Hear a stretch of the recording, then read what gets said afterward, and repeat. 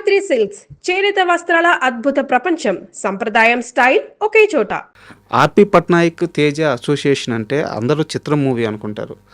కానీ చిత్రం కంటే ముందు మీ ఇద్దరు కలిసి ఒక ప్రాజెక్ట్ చేశారా, ఎక్కడో ట్రావెల్ అయ్యారని తెలిసింది. కరెక్టేనా? చిత్రం కన్నా ముందు తేజ గారు ఒక సినిమా కెమెరా చేస్తున్నారు. ఆ సినిమాకి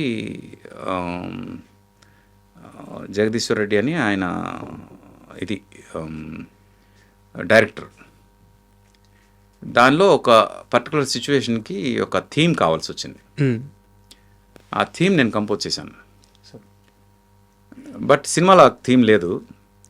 అప్పుడు తేజ గారికి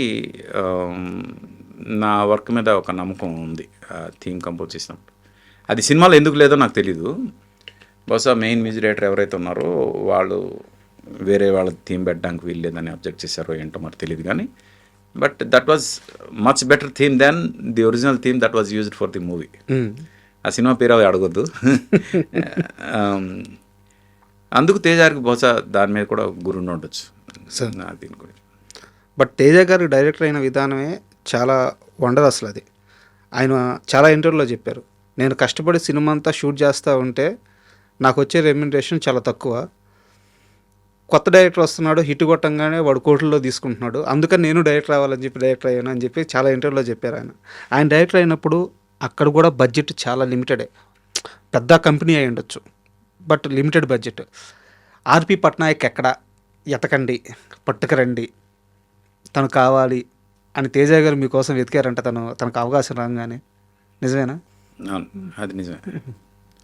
అంటే ఆ బడ్జెట్లో చెన్నై వెళ్ళి రికార్డ్ చేసేంత ఛాన్స్ లేదు. రామోజీరావు గారి దగ్గరికి ఈయన వెళ్ళి నేను ఇంతలో చేస్తా సినిమా మీకు ఎందుకు అన్నారు. ఆయన యాజ్ ఎ కెమెరామెన్ షూట్కి మిగతా విషయాల్లో హీఈస్ వెరీ క్లియర్ ఎంత అవుద్ది ఏంటి ఎంతలో తగ్గించవచ్చు. అప్పట్లో ఫిల్మ్ ఉండేది. ఫిల్మ్లో ఇట్స్ వెరీ కాస్ట్లీ అఫేర్. అయినా యాజ్ ఎ కెమెరామెన్ ఆయనకు ఒక ఐడియా ఉంది, ఇంతలో చేయొచ్చు, ఇంత ఫుటేజ్ ఎక్స్పోజ్ చేస్తే ఇంతలో అవుతుంది, ఇదంతా ఎన్ని రోజుల్లో షూట్ చేయాలి అని.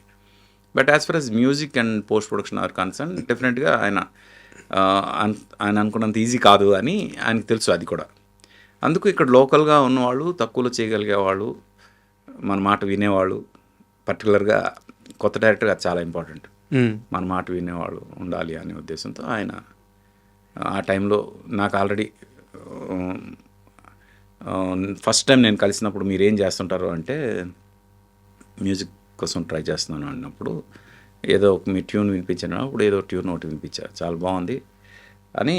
ఆయన ఆ టైంలో చిత్రం కన్నా ముందు ఇంకొక సినిమా ఒకటి అనుకుని ఆగిపోయింది. ఓకే, పెద్ద హీరోతోటి. ఆ సినిమాకి వేరే పెద్ద మ్యూజిక్ డైరెక్టర్ కూడా అనుకున్నారు. నా ట్యూన్ విన్నాక వాళ్ళకి తెలియకుండా మనం చేద్దాం ట్యూన్లు అన్నారు ఆయన. అలా బాగోదు అనుకుని నేను ఇంకా ఆయన దగ్గరికి వెళ్ళడం మానేసా. కొన్నాళ్ళు గ్యాప్ వచ్చింది.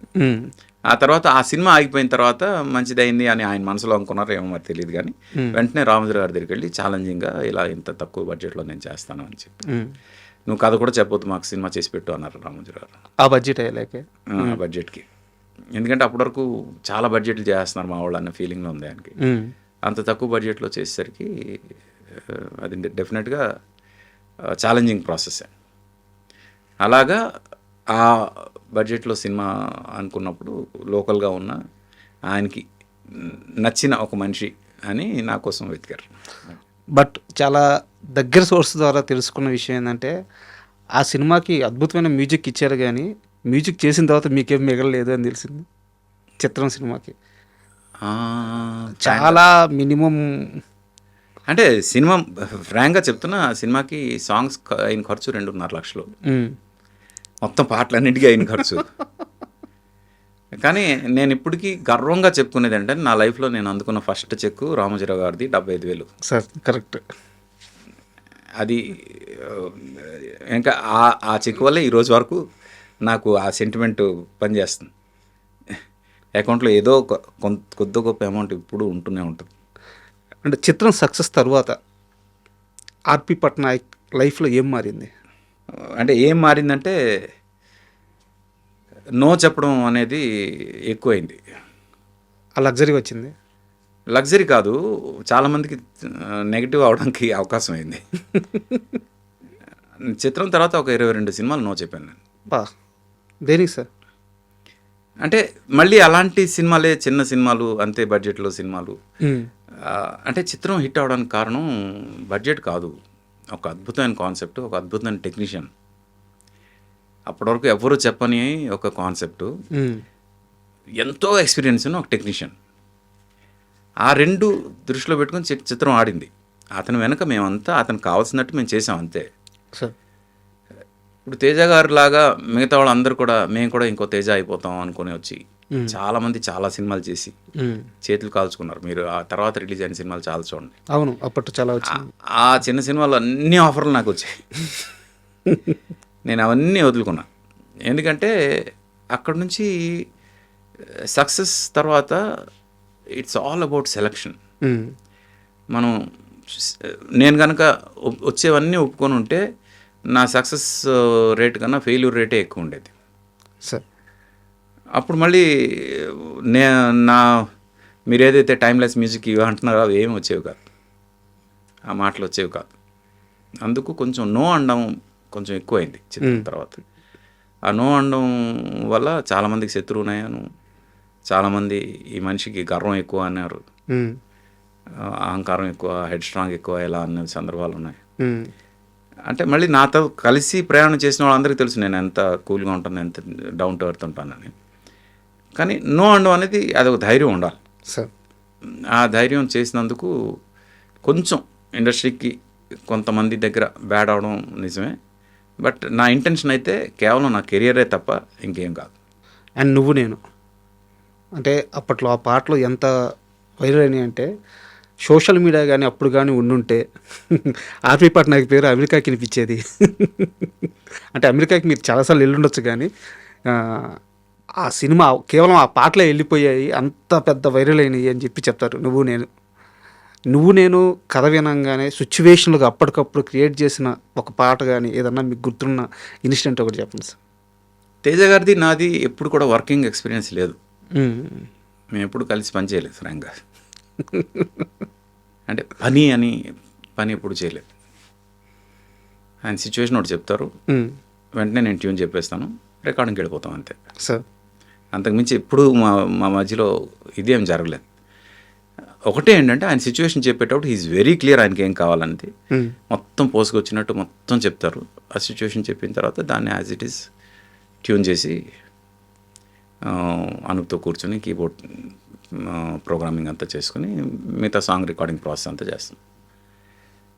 అందుకు అంటే ఇది సాంగ్కి ఇది ఎక్స్పీరియన్స్ అని చెప్పడానికి లేదు, కానీ ఒక పర్టికులర్ సాంగ్ గురించి చెప్పగలను. ఇంట్రెస్టింగ్ కాన్సెప్ట్ అది. చెప్పండి సార్. ఒక సిచ్యువేషన్లో అబ్బాయి అమ్మాయి ఒక పార్టీలో పాట పాడుకుంటారు అనేది సాంగ్. కానీ ఫస్ట్ ట్యూనా ఫస్ట్ లిరికా అనే దగ్గర డిస్కషన్ వచ్చినప్పుడు ఫస్ట్ ట్యూన్ చేయండి అని నాకు, ఫస్ట్ లిరిక్ రాయండి అని కులశేఖర్ గారికి ఇద్దరికి ఇచ్చారు.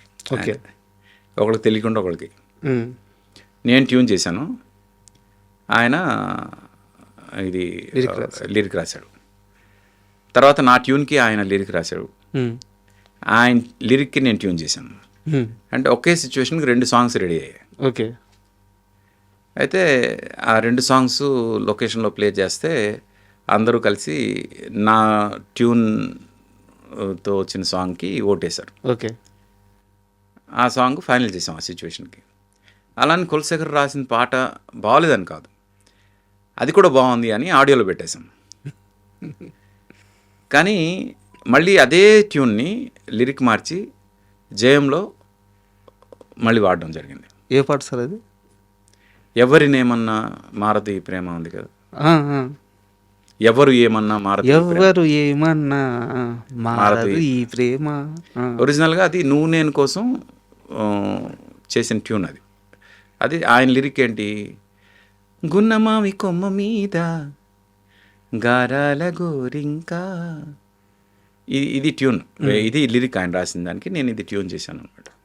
ఆ సిచ్యువేషన్కి మీరు నా గుండెలో నువ్వు ఉండిపో సిచ్యువేషన్ అది. నా గుండెలో నువ్వు ఉండిపో సిచ్యువేషన్కి మీరు ఇది అడాప్ట్ చేస్తే ఈ పాట కూడా బాగుండేదే అనే ఫీలింగ్ వస్తుంది కరెక్ట్. కదా.